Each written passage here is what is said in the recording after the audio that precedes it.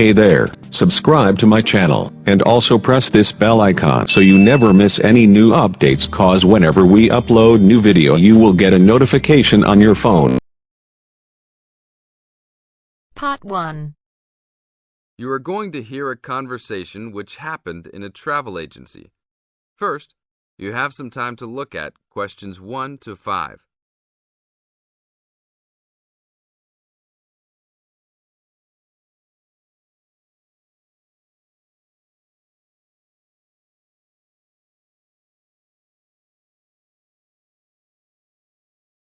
Now we will play the recording. Listen to the tape and answer questions 1 to 5. Hi, I would like to make a reservation for a round-trip plane ticket from London to New York. Welcome to the Student Travel Agency. London to New York. Let me see if we have any student specials for that flight. Yes, we do in fact. What days would you like to fly? I am looking for a flight around the 10th of October or so. And how about your return date? Ideally, the 31st of October. Let me check our computers to see if these dates are available. Are you looking for economy class or first class? Economy class will be just fine. We have an open flight on the 10th, but for your returning flight, the 31st of October is already fully booked. If you want to upgrade to first class, there are openings for the 31st. Just a few seats left, though. How much do I have to add for first class? First class will be around 20 to 25% more. Well, that is not worth it. I would rather just fly on another day. Do I have any other options? There are open seats back to London on the 1st of November. There are openings for first class that day too. No, I won't be able to do that because I have to work. Is there anything before the 31st? Maybe the 30th or 29th? Let me check. You can fly on the 29th, but not the 30th. The 29th is a little bit early. Is there any way I can be on a waiting list of some sort? Of course, but you should still confirm a return date just to be safe. OK. How about if I book a return date on the 29th and add my name to the waiting list for the 31st? Can I do that? Sure, I can do that for you. Do you also want to add your name on the waiting list for the 30th also? I would recommend this in the scenario that you do not get the flight for the 31st. That is a good idea. How much will the round trip cost? I will calculate your price for you. Your total will be £565, not including tax. Now look at questions 6 to 10.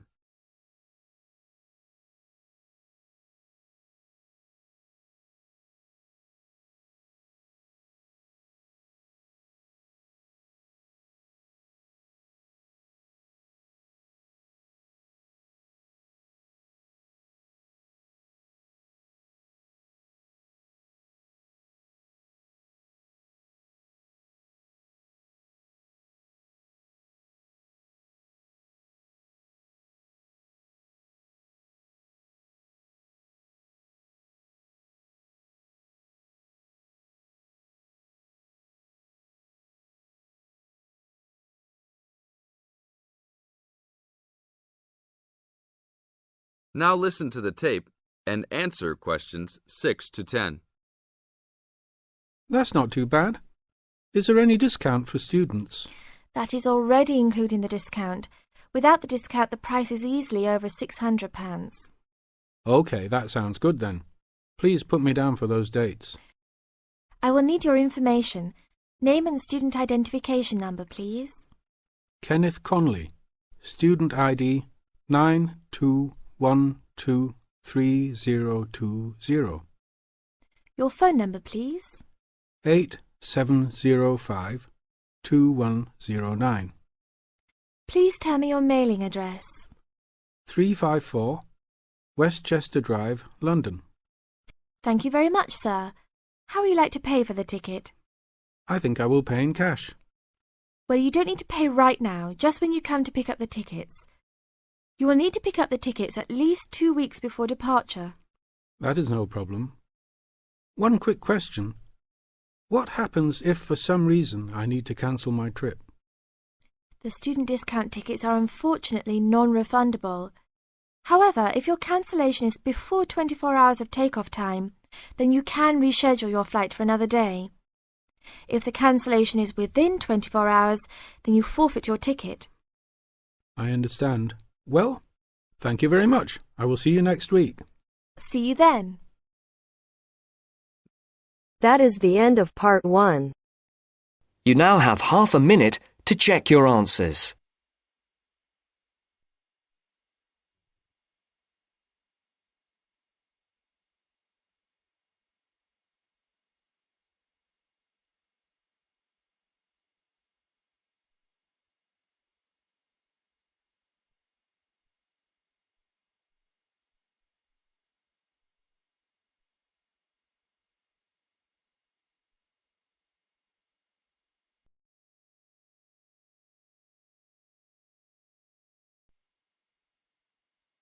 Now turns to part 2.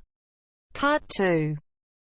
First, you have some time to look at questions 11 to 16.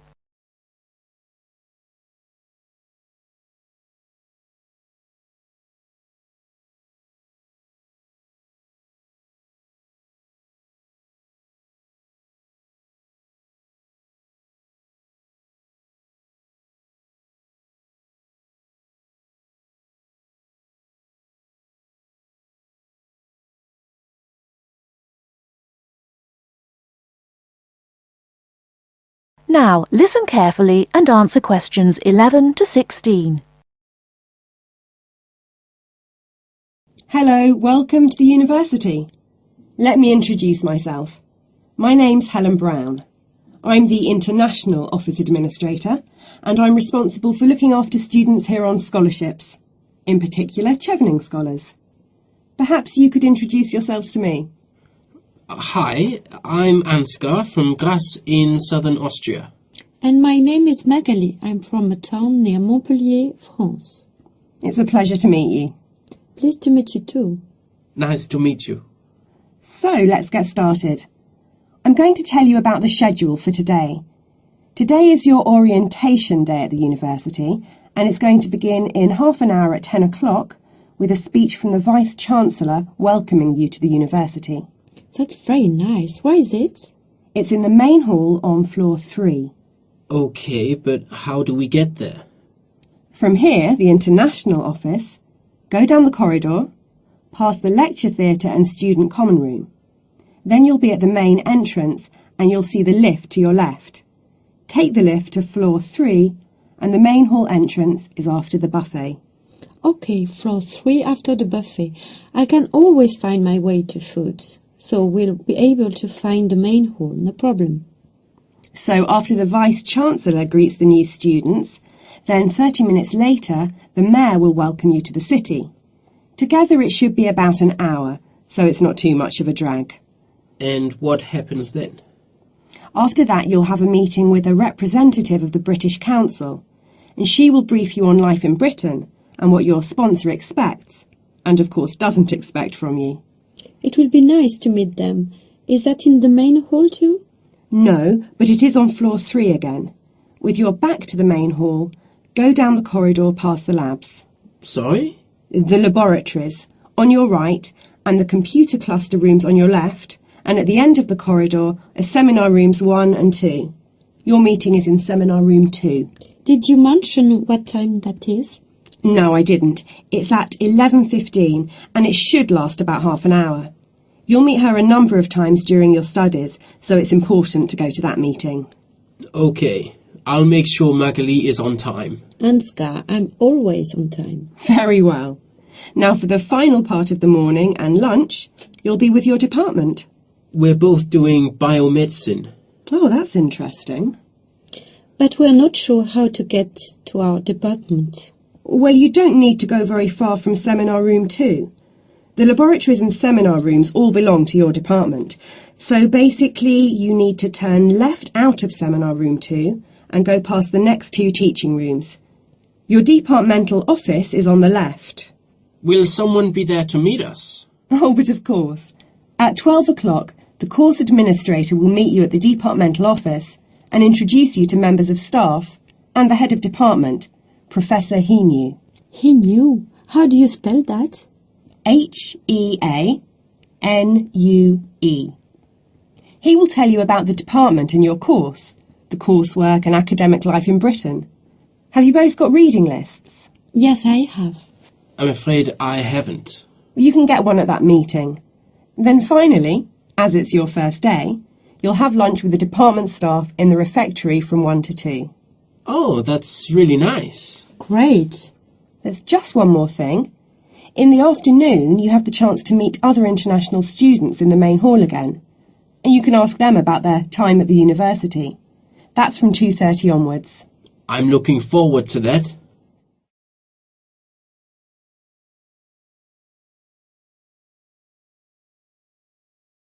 Before you hear the rest of the talk, you have some time to look at questions 17 to 20.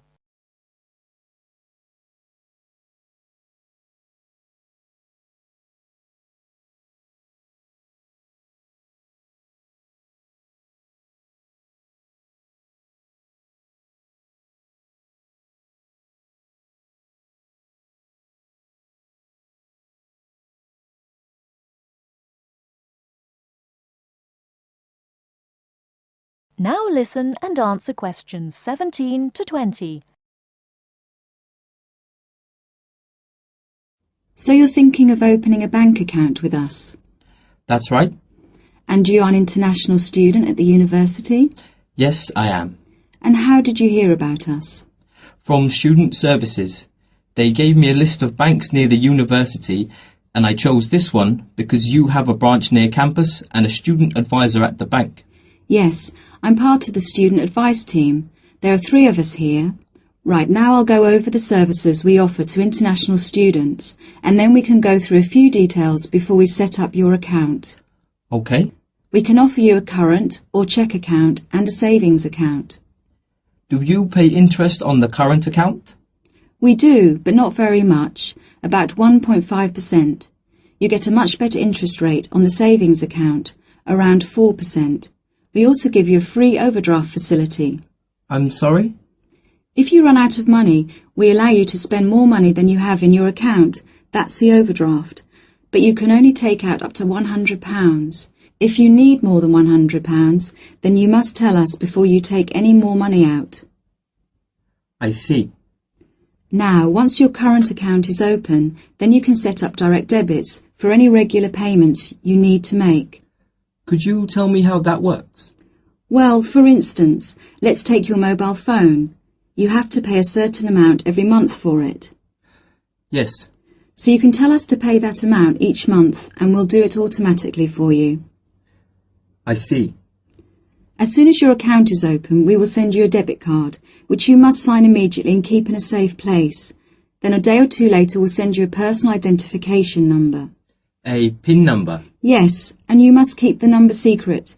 You can change it if you like when you use it for the first time, but if you change it you must remember the number. If you forget or lose the number, then we have to send you out a new card and a number for security reasons. Okay. The next thing you could do is open a savings account. If you know you have to save a certain amount of money to pay your accommodation or course fees, we can open a savings account for you to put aside some money each week or month. How can I do that?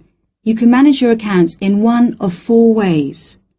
You can come into the bank here on the university campus and tell us what you would like to do, or you can call us on 08457 004 004 and instruct us what to do over the phone. That's 24 hours a day, 7 days a week. Alternatively, you can manage your account over the internet. I see. You have to go online and register at our website at www.hsbc.co.uk/online-banking before you can use the service. Finally, if you have a digital TV, you can use TV banking by pressing interactive on your digital TV remote control. Oh, really? I don't have a digital TV, unfortunately, but I can do the first 3 things. Now, do you have any insurance? What's that? For example, if you lose something or one of your possessions is stolen, we will cover the cost of it. How much does that cost? It's £24 a year, so it really is worth thinking about. I don't need to think about that. I'll take out insurance. I'll arrange that for you as soon as your account is open.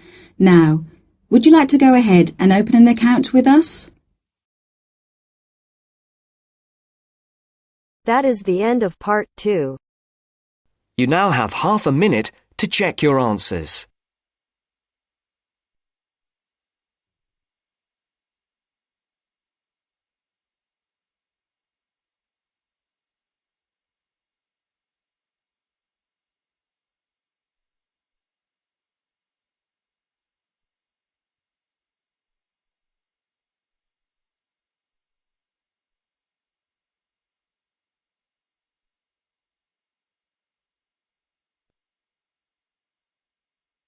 Now turns to part 3. Part 3. You will hear a discussion about a system of writing for the blind known as Braille. First, look at questions 21 to 23.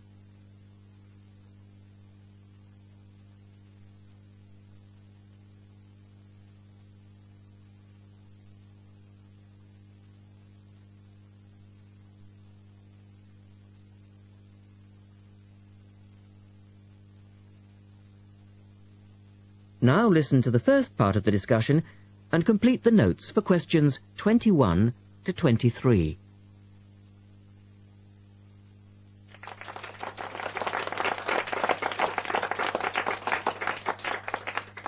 We're very pleased to welcome to our special interest group today Dr. Linda Graycar, who is from the City Institute for the Blind. Linda is going to talk to us about the system of writing for the blind known as Braille. Linda, welcome. Thank you. Now, we'd like to keep this session pretty informal, and I know Linda won't mind if members of the group want to ask questions as we go along. Well, let's start with an obvious one.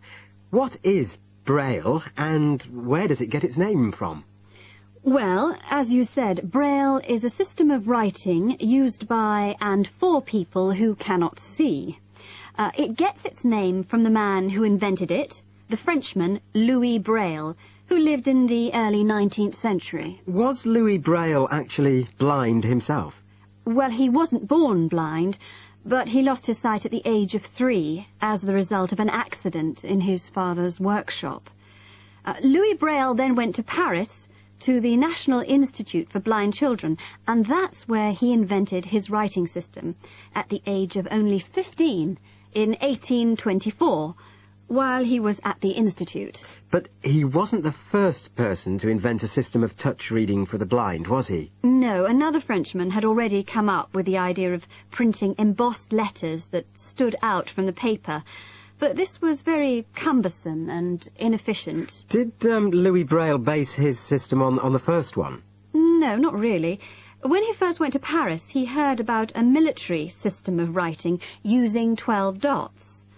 This was a system invented by an enterprising French army officer, and it was known as night writing. It wasn't meant for the blind, but rather for battle communications at night. That must have been fun. Look at questions 24 to 30.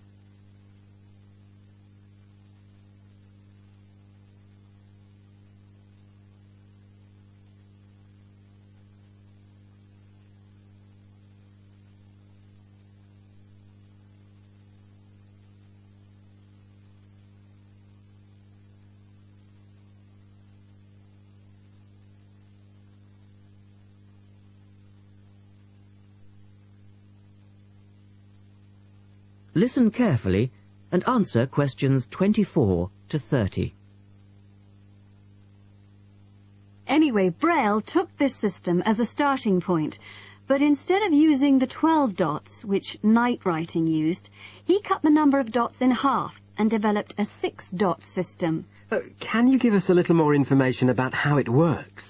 Well, it's a system of touch reading, which uses an arrangement of raised dots called a cell. Braille numbered the dot positions 1, 2, 3 downward on the left and 4, 5, 6 downward on the right.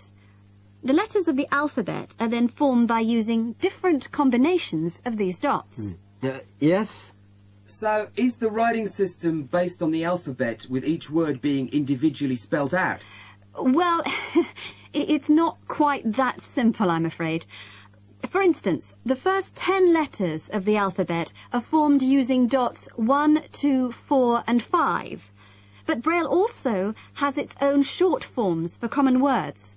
For example, B for the word but and H for have. There are many other contractions like this. So you spell out most words letter by letter, but you use short forms for common words? Yes, though I think that makes it sound a little easier than it actually is. And was it immediately accepted? I mean, did it catch on straight away?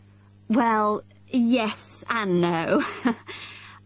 It was immediately accepted and used by Braille's fellow students at the school, but the system was not officially adopted until 1854, 2 years after Braille's death. So official acceptance was slow in coming. I suppose it works for all languages which use the Roman alphabet. Yes, it does, with adaptations, of course. Can it be written by hand, or do you need a machine to produce Braille? Well, you can write it by hand onto paper with a device called a slate and stylus. But the trick is that you have to write backwards, from right to left, so that when you turn your sheet over, the dots face upwards and can be read like English from left to right.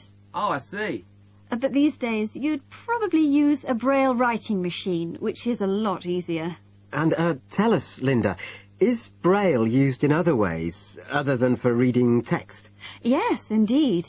In addition to the literary Braille code, as it's known, which of course includes English and French, there are other codes. For instance, in 1965, they created a form of Braille for mathematics. I can't imagine trying to do maths in Braille.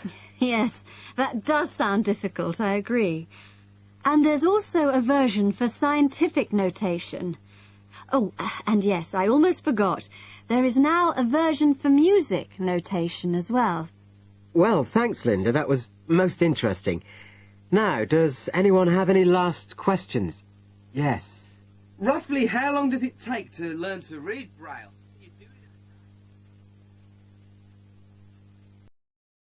That is the end of part 3. You now have half a minute to check your answers.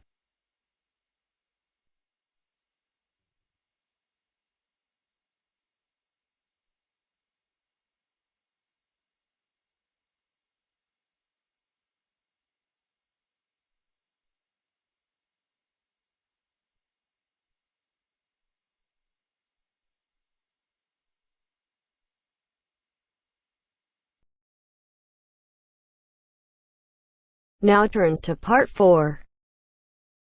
Part 4. You will hear a media studies tutor giving a lecture about news sources. You now have 30 seconds to read questions 31 to 35.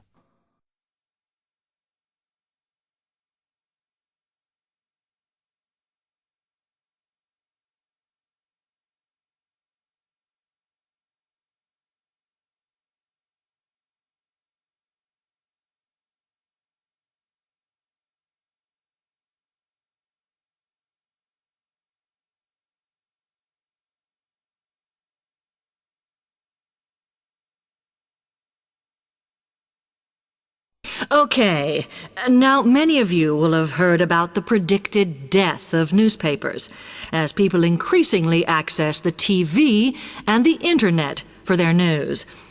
Today, I want to look at the USA, which has very advanced news sources, to see if this is actually true. In the USA, the main news sources without doubt are TV, the Internet, and the press. That is, traditional newspapers.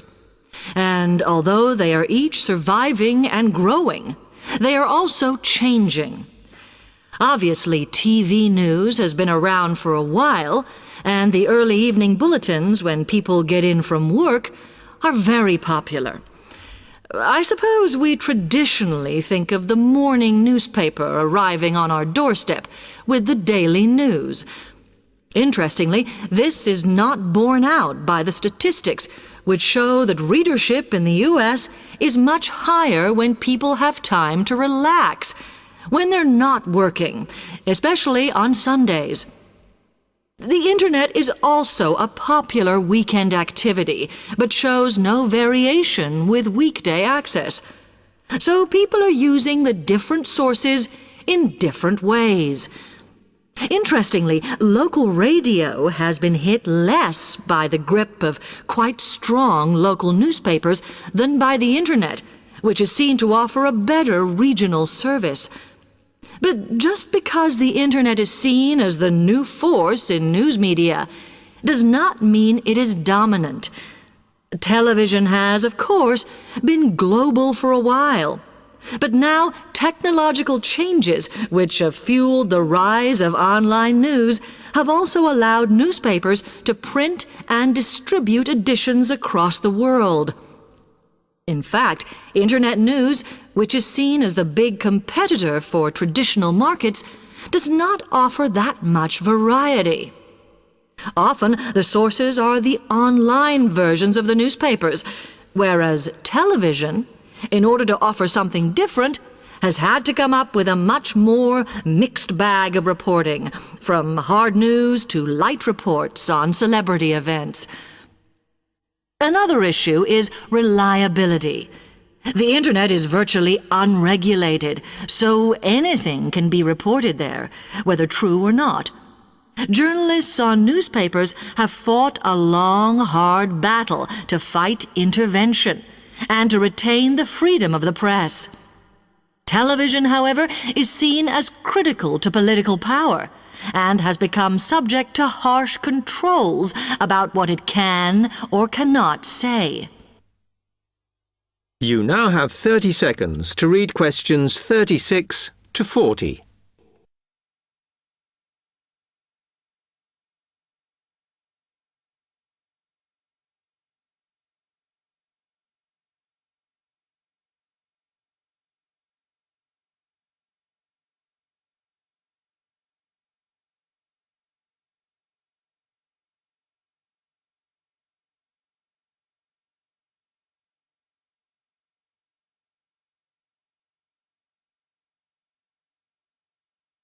Now, one very critical factor in keeping newspapers alive and well in the USA has been their approach to advertising. Obviously, newspapers are heavily dependent on advertising revenue, and they have become more and more imaginative in what they offer, in order to make sure that advertisers use them and not other news sources. This has meant that, contrary to popular belief, newspapers now have a significantly higher profit margin than the rest of American industry. So, how have they managed to raise advertising revenue in this way? Well, they have put a lot of effort into developing and maintaining a very strong association with the retail trade. And they've come up with a winner. A critical tool in their sales plan has been suggesting that the adverts they run can have vouchers. This has been enormously effective because they have found that not only do more people buy the paper to get the discounts, but also that this inevitably means much higher sales for the clients who advertised. As well as doing this, the newspapers have also introduced aggressive sales campaigns over the last few years. This has resulted in a significant and continuing rise in the number of advertisers prepared to pay the extra for full-page ads. So, what I would like to move on to...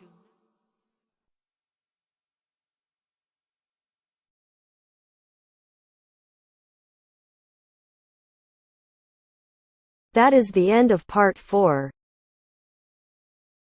You now have half a minute to check your answers.